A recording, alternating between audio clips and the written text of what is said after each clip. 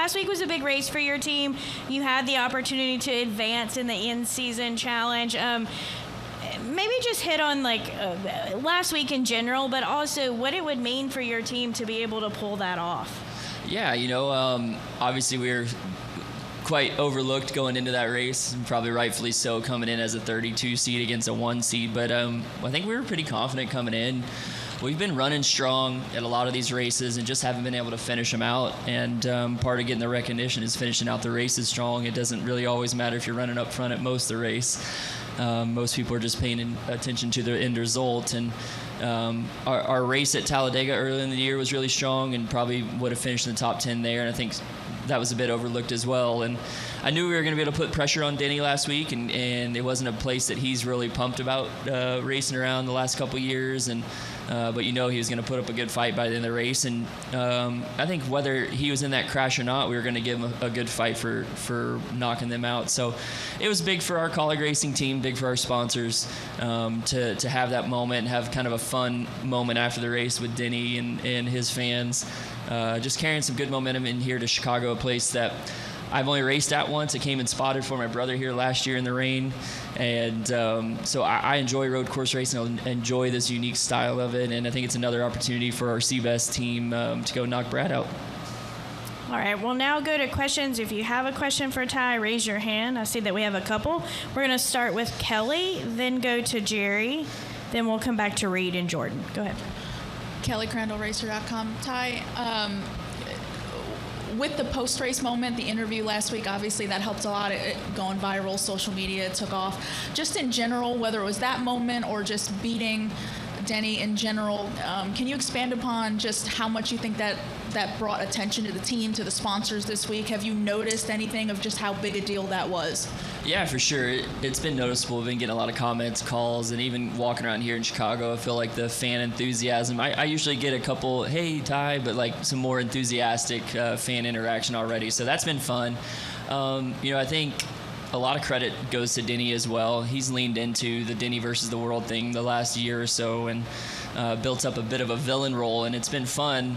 And when drivers kind of lean into some kind of entertainment part of our roles, it opens up door for us other guys to show some of our personality. And I think without Denny opening up to his fans a little bit or open up to the sport a little bit, there's not that opportunity for people to see me when we excel in a situation. And NASCAR also adding to it, doing the bracket challenge to add something interesting throughout the year that gives us a little chance to talk trash and go at each other a little bit in a good fun.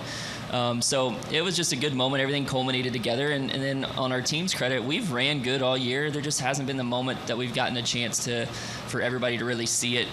We've got to continue to get better so that the broadcasters and you guys continue to talk good about us, and that only helps. And having a moment last week for sure helped that, and hopefully we continue that momentum.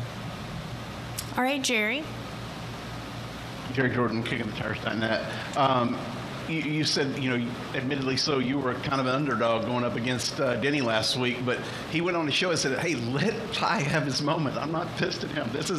Apparently you called him. And what was that moment like talking with Denny and with him? How does it make you feel for him to go on the show and say what he did about give it to this guy? He deserves it. Yeah, I sent him a text afterwards and just said, hey, man, I'm just having fun with your friends. I hate that you got taken out. We didn't get to race straight up as much as we probably wanted to. But he was like, man, I loved it. That was cool. And Denny gets it, and I think that's something for our drivers to continue to grow. Denny's grown, I think, in his comfort level of who he is in the race car and around the track, to where he's leaning into that little bit of a villain role. And I think we should all see that a little bit. I think we get so focused as drivers on our own performance, and we beat ourselves up, but we don't lean into the fact that so much of what we do isn't just about us. It's about the entertainment level that we provide to our fans, and Denny has done a great job of that, like I said, and given me also the opportunity when I excel, playing off of him to show some of my personality. I like trash talking. When I play sports, it's kind of the fun thing that I do. I don't mean anything by it, but I like to see where people's minds are inside the game. And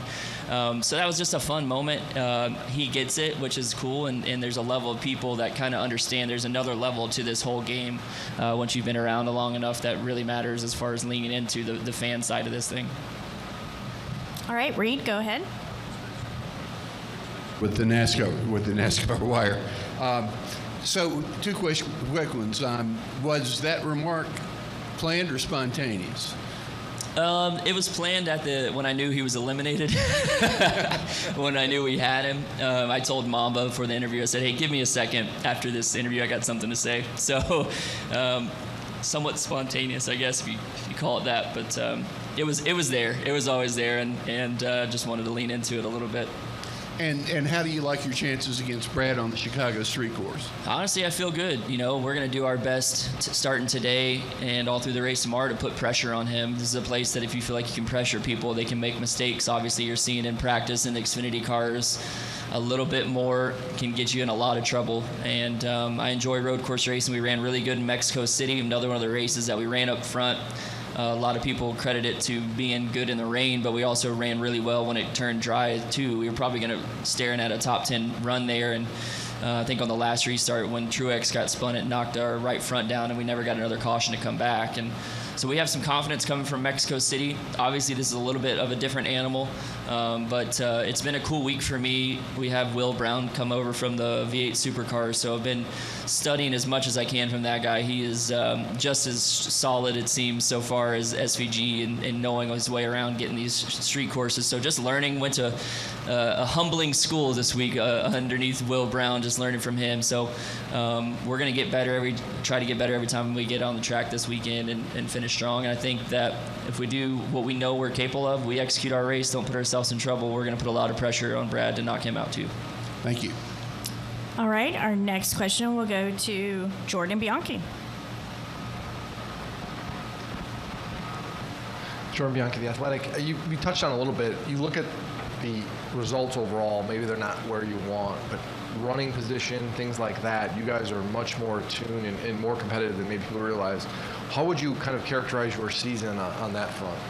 Yeah, it's been frustrating in a sense, but the main ingredient to future success is there, and that's the speed and the ability to run up front.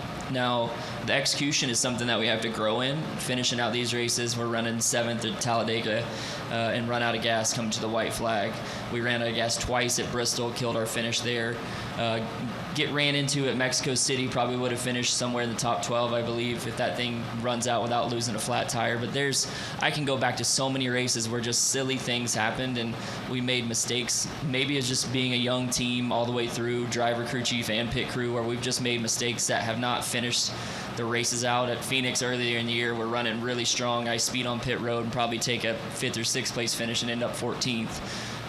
Just these opportunities that we got to grow in, and I think we're getting there. I think last week was a good testament to that. And our goal is to make sure people know that and see how we continue to progress as a team. And it's been so fun working with this Kaulig group, and we're only going to get better.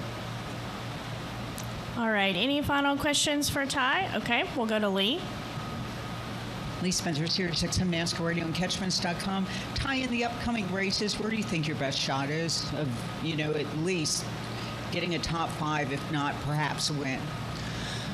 Honestly, I think if we execute the way that we can at all different racetracks this year, we've been strong. Now, we've also had some races that we've missed it at all different racetrack disciplines as well. I think this is a good weekend for us, especially if the rain hits. I think it'll be really good for our team. But I think the next 3 or 4 weeks are very opportunistic for us. And then you look down at, I think, Daytona and Talladega left on the schedule, obviously big ones for us. We've ran really strong at the super speedways all year, Atlanta being another one. We're just building confidence there. But I don't look at the schedule and see any racetrack as a negative. I think we all believe on our 10 team that if we execute the right way, start to finish in the race, we will put ourselves in position that we can capitalize on a really, really good finish. My Place Hotels is proud to be the official hotel partner of Front Stretch. With plush beds, in-room kitchens, and pet-friendly hotels, My Place makes for the perfect pit stop when traveling. Front Stretch fans can use promo code FRONTSTRETCH to save 10% on your stay at any of our nationwide properties. Sign up for our Stay Rewarded program to get even more savings. With My Place Hotels, don't just stay rewarded. Steven Stump of FrontStretch.com here. Come back for more great racing videos, and if you like us, don't forget to hit that subscribe button.